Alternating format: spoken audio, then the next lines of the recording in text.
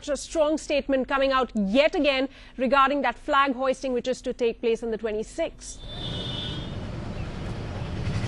Well, essentially, it has already become a bone of contention between various political parties, not only between Congress and BJP, but also other mainstream political parties like National Conference and PDP have already expressed their resentment to any move on these lines by the BJP, saying that it would turn out to be counterproductive. And in fact, Chief Minister Omar Abdullah went to the extent of saying that whatever happens, BJP would be responsible for repercussions that such an act would bring along. But nonetheless, there is a lot that is happening within political circles with regard to this particular, program and plan of BJP. But separatists on one hand, mainstream politicians on the other hand, Kashmir does not seem to be ready or to take this particular plan of BJP the way they intend to. All right, Suhail, in fact, the soundbite that you were pointing out of the Chief Minister Omar Abdullah, let's just listen into what he actually said on the 5th of January. The BJP is never happy if there is not fire somewhere or the other. When Kashmir is burning, that is also a problem for them. Then it is my fault, why is Kashmir burning? Now that Kashmir is quiet, they want to set it on fire again. Well, my minister is going to hoist a tricolour in Srinagar, in the middle of the stadium, taking a salami. What is the need for individuals to hoist a flag? If the aim of the BJP is to set fire in Kashmir, please tell them to come. But then if there are any repercussions, I will hold them personally responsible. Then they shouldn't blame me if there is any fallout to this situation, because they will have to come and they will have to sort it out. But they will not be able to hold me responsible for it. All right. In fact, our consulting editor, Ayaz Memon, is also on the line with us. He's joining us live. Ayaz, let's just, take your perspective on this entire controversy. More of politics here. We see Smriti Irani now coming up with the latest comments on Sonia Gandhi, that how can she make a comment when she's not even a daughter of the soil? Being blown out of proportion, do you think Kashmir is ready for flag hoisting by the BJP on the 26th? Well, look, the argument about Sonia Gandhi being of Indian, origin or not is really now very hackneyed, because I mean this is an old argument which has perhaps come into complete disuse. That's true. So I think in that sense, Smriti is perhaps gone off on a tangent. I suspect, and I think in a sense, yes, the opposition's role is to kind of precipitate matters, and the flag hoisting issue in Jammu and Kashmir therefore is a very handy tool with which to whip the government with.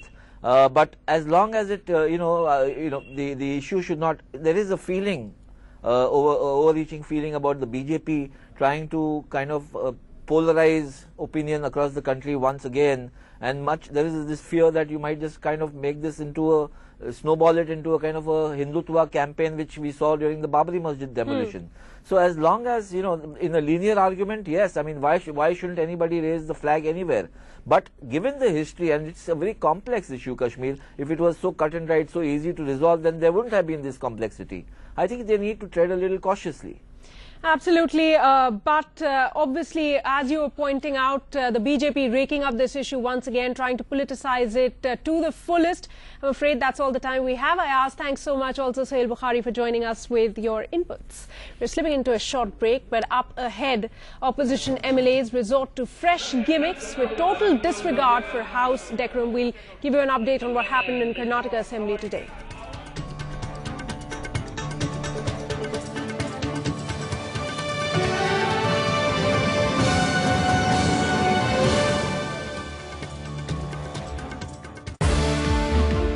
CBI raids Suresh Kalmadi's residences. You all are making me guilty first. That's not correct. Christmas turns sour for ISRO as GSLV launch fails. More than 80 dead in Pakistan's suicide attack and raids. Indian student shot dead in US during robbery.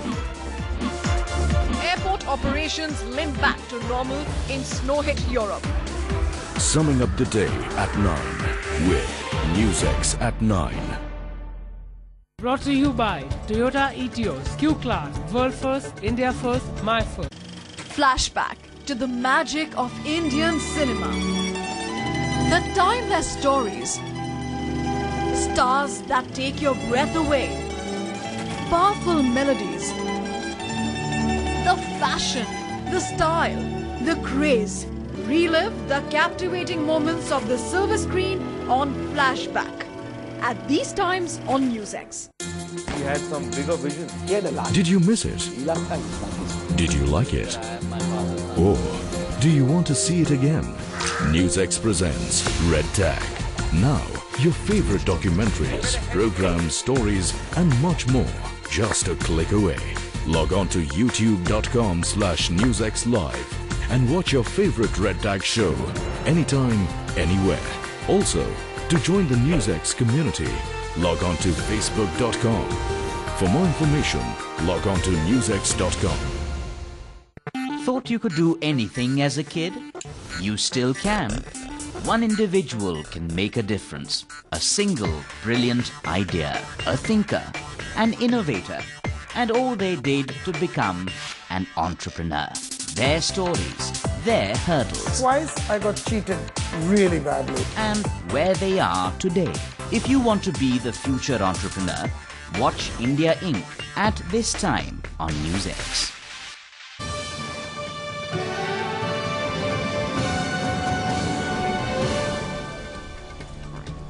You're watching NewsX. Now, after the persistent ruckus in the Karnataka Assembly over the past few days, today, unprecedented theatrics in House. Opposition MLAs, with complete disregard for decorum of the House, marched inside with 2 suitcases full of documents that they say prove the inherent corruption of BJP's Chief Minister B.S. Yediyurappa. The suitcases were produced by members of the JDS. The opposition wants a formal debate in the Assembly on corruption within the government, a request being turned down by the Speaker. Remember, over the last few months, Yediyurappa has been accused of gifting government land to his friends and family in sweetheart deals.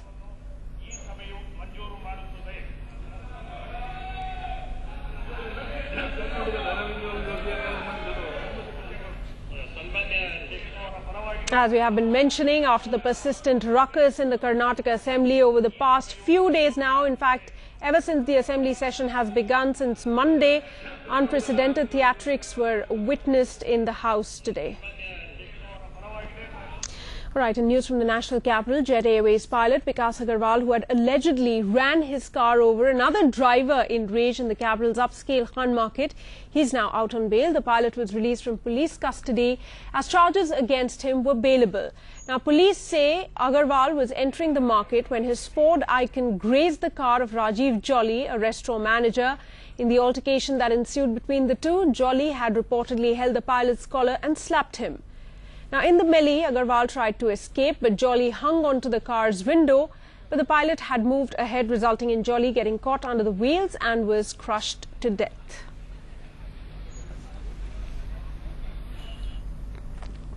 Forensic science experts जो हैं वो भी मौके पे हैं, वो भी अपना रिकंस्ट्रक्ट कर रहे हैं पूरा क्राइम सीन और केस की सेंसिटिविटी को देखते हुए हम मेडिकल बोर्ड बिठवा रहे हैं.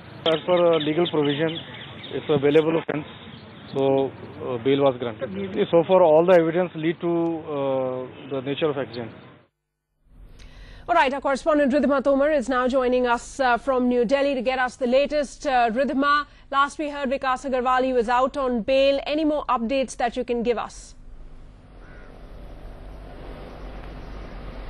Well, Sana, at present I'm at Ram Manohar Lohia Hospital, in fact, where the body of Rajiv is present here for the post-mortem report. Now, as you heard the police, the DCP speaking very clearly that it is an accident, considering which a medical committee has been set up to further probe into this matter. Forensic teams are also stepping in to further investigate. Now, the family, the relatives of Rajiv are here, and they have been waiting constantly since last night. In fact, they have been here since morning. They're trying to retrieve the body, but they are not even given appropriate information as to what is happening, what about the body, when will they get it. They're not even informed about that the medical committee was being set up. So they're really at present very upset. All they right now want is that they want the body back. They want the the various investigations to be carried out soon. All right, Ridhima. So it seems like hard times there for the family of the deceased over there. Trouble's not really ending for the family. This is a rather unfortunate case over there, Ridhima. Thanks so much for getting us the latest. All right, now with that, let's take a look at this other report. It may be an apology too late, but the British medical journal, The Lancet, has apologized for naming the drug-resistant superbug after New Delhi. The publication's editor, Dr. Richard Horton, said on Tuesday that naming the antibiotic-resistant superbug after the Indian capital was a big mistake. However, he said the science behind the report was very strong, sound and correct. A report in the magazine last year warned that a new superbug that originated from India and was resistant to most antibiotics had spread across the world. India had rejected the claim of origin. There were fears at the time that naming the allegedly unscientific data was used to implicate India's cosmetic surgery tourism industry. All right, now 2010-2011 is the centenary of man setting foot on the South Pole. India commemorated the first historical expedition with a team of 8 scientists and engineers setting up a base there. The occasion also marked 30 years of Indian presence at the South Pole. Afreen Alam tells us about their adventure. 8 men setting their feet where few humans have gone before. After 10 days of a most excruciating journey, they've planted the Indian flag in the South Pole. The adventure started at India's scientific base in Antarctica called the Maitri, in temperatures as low as -70 degrees.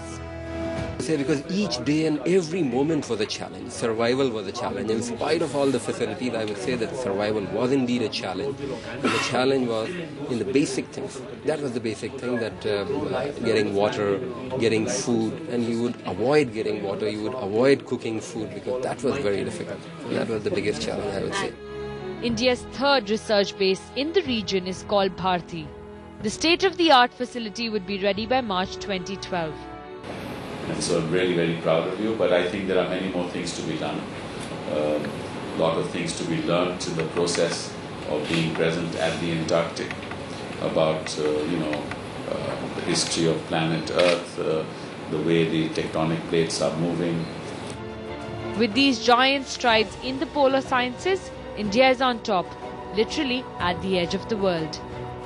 India's scientific expedition to the South Pole is a milestone as India seeks to understand the implications of climate change and also the Antarctic environment. 2010-2011 has been a landmark year as India set its first scientific station up in East Antarctica. With video journalist Pavan Chaudhary, this is Afreen Alam for NewsX in New Delhi. All right, with that, it's time to wrap up this bulletin. But after a short break, don't forget to catch the story of a famous battle in our special program, Battle of Longewala. That's coming up in just a few minutes. Stay tuned.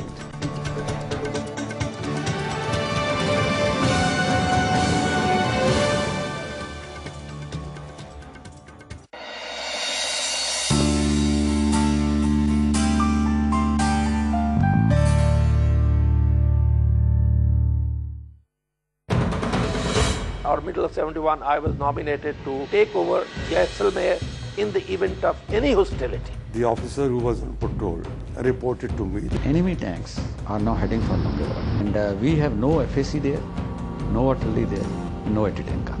I am going into attack as a single aircraft with rockets, whereas I am being fired upon by the whole lot of tanks which are on the ground. End of the day, we couldn't really claim an accurate number of tanks, but there was a number of them burning. Watch Flights of Glory next on NewsX.